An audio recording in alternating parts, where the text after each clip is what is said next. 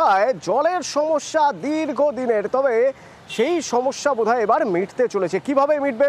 বিশ্বজিৎ প্রতিনিধি আমার সঙ্গে সরাসরি রয়েছেন, বলতে পারবেন বিশ্বজিৎ কি ব্যবস্থা নেওয়া হচ্ছে?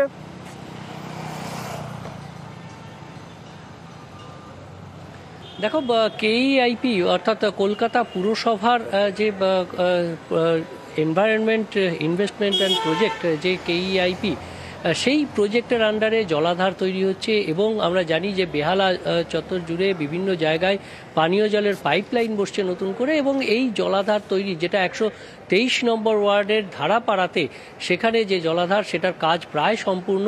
আগামী মার্চ মাসের মধ্যেই এই জলাধার হ্যান্ডওভার হয়ে যাবে কলকাতা পুরসভার কাছে, এবং তারপর সেখানে গার্ডেন রিচ থেকে পরিশ্রুত পানীয় জল আসবে এবং সেই পানীয় জল পাইপলাইনের মাধ্যমে ধীরে ধীরে বেহালার একাংশ, ঠাকুরপুকুর এবং যে সংনিহিত এলাকা, সেই এলাকায় যে দীর্ঘদিনের জল সমস্যা, পানীয় জলের সমস্যা, সেই সমস্যার সমাধান হতে চলেছে।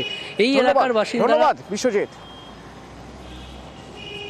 বাম সরকার যখন ছিল সেই সময় থেকে এখানে জলের অভাব ছিল। আমি 10 সালে জেতার পর থেকে ধাপে ধাপে প্রত্যেকটা স্তরে উন্নতি করার চেষ্টা করেছি। সেই লক্ষ্য রেখে প্রথমে এই সব এলাকায় ডিপ টিউবওয়েলে জল দেওয়ার ব্যবস্থা করেছিলাম, এবং আজকের দিনও সেই ডিপ টিউবওয়েলে জল পাচ্ছে। আমাদের একটা রিজার্ভার তৈরি হয়ে গেছে। কেআইপি আমাদের আশ্বাস দিয়েছে জানুয়ারি থেকে মার্চের মধ্যে উদ্বোধন হবে।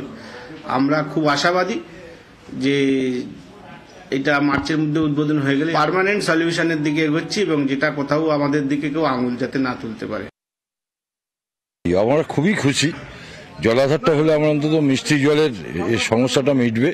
আমাদের এখানে তো জলের প্রবলেম অনেকদিন ধরেই, তা সেই জলাধার হওয়ার পর সেটা আমরা যদি সেটা ঘরে ঘরে পৌঁছে যায়, আমরা ভীষণ খুশি সেই জন্য।